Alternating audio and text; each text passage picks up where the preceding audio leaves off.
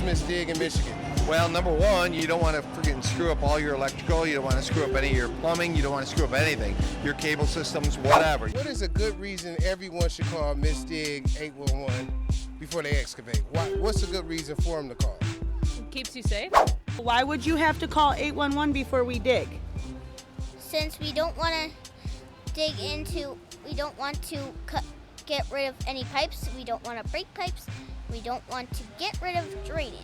That's right. Why does your company call Miss Dig 811? Yeah, we call Miss Dig 811 to come out to the homeowner's property to mark any potential lines that could get hit on a job. Does it help keep you safe? It does.